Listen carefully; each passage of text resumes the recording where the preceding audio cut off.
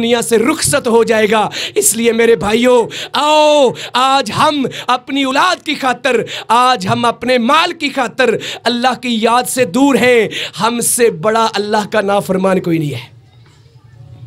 سورہ منافقون کی آیت نمبر 9 ہے، اللہ کا قرآن کہتا ہے یا ایھا الذین آمنوا لا تلہکم اموالکم ولا اولادکم عن ذکر اللہ ومن یفعل ذلک فاولئک ھم الخاسرون۔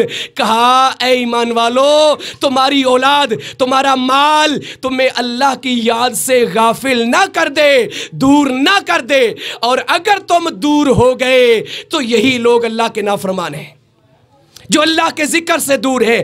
بے نماز سب سے بڑا اللہ کا نافرمان ہے، سب سے بڑا گستاخ رسول ہے، کیونکہ اللہ کے نبی علیہ السلام نے کہا نماز میری آنکھوں کی ٹھنڈک ہے، اور جو میرے نبی کو ٹھنڈک نہیں پہنچاتا وہ اللہ کے نبی کا گستاخ ہوتا ہے۔ ہم کافروں کو گستاخ کہتے ہیں، او بھائی انہوں نے کلمہ نہیں پڑھا، وہ تو ہے ہی کافر۔ کافروں کا کام ہی ہمارے نبی علیہ السلام کے بارے میں بد کلامی کرنا ہے، کارٹون بنانا ہے۔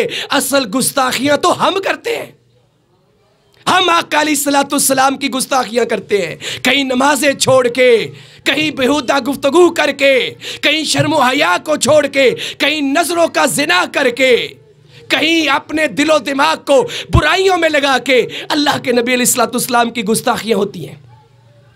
اس لیے اگر ہم چاہتے ہیں کہ آخرت میں کامیابی مل جائے، آخرت میں اللہ ہمیں عذاب نار سے بچا لے، اور جس قبر میں ہم نے جانا ہے، حتی زرتم المقابر، جس قبر میں میں نے اور آپ نے جانا ہے، اس قبر کی فکر کر لیں اور اللہ رب العزت کو یاد کر لیں، اللہ کی اطاعت کر لیں، اللہ سے محبت کرنے والے بن جائیں، پیارے نبی علیہ السلام سے محبت کرنے والے بن جائیں۔ اور پیارے نبی سے محبت زبانی کلامی نہیں ہے، عملی محبت کریں، عملی محبت کریں، اور عملی محبت اللہ کے نبی کی اطاعت کا نام ہے، فرما برداری کا نام ہے، عملی محبت نماز پڑھنے کا نام ہے، عملی محبت چہرے پہ داڑھی رکھنے کا نام ہے۔